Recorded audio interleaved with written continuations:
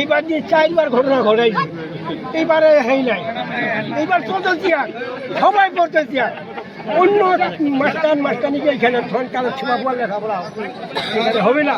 ওই স্যারটা অনেকবার একটা মেয়েকে ধর্ষণ করার চেষ্টা করছে, অনেকবার করছে, কিন্তু বিচার হয়নি অনেকবার। কিন্তু এখানে একটা স্যার আছে, ওই ভাড়া সামলাচ্ছে, স্কুলে এসে ক্লাস নেয় না, মাঠে ক্লাস নেয়, রুমে নেয় না, তারপর ডিম দুধ এগুলো নিয়ে যায়। আর এখানে মাত্র একটা ম্যাডাম ভালোভাবে ক্লাস নেয়, বাকিগুলো সবগুলো গল্প করে, মাথায় উকুন বাসায় নেয়।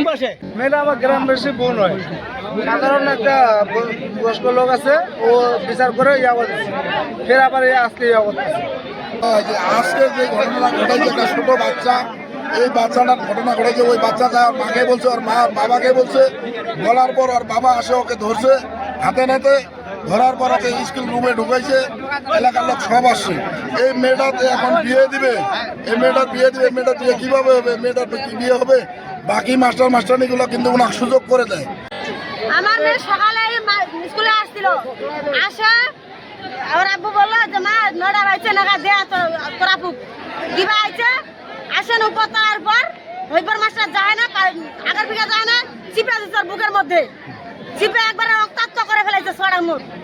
এই বিচার আমি চাই, আর এই মালাটা আমি ওর গলায় দিব, এই মালাটা আমি ওর গলায় দিব। আমি আমার বাসায় যা আমার বলছে তো মা হইবার স্যার আমার বুকে হাত দিছে, আমার মেয়ের বুকটা খালি আপনি দেখেন যায়, রক্তাক্ত করে ফেলেছে। বহুত মেয়েকে ঘটনা ঘটাইছে, কারণ এমনি বিচার সালিশ করা চুপ করে থয়ে দিছে, কই নাই সরা মতো কাহা।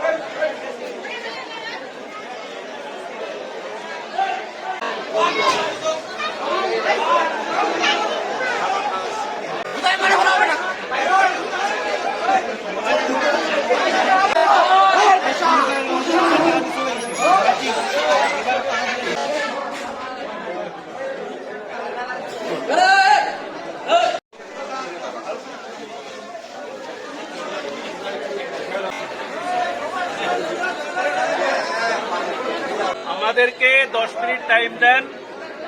এখানে আমাদের বোদা থানার ওসি সাহেব আসছে, আমি উপজেলা নির্বাহী কর্মকর্তা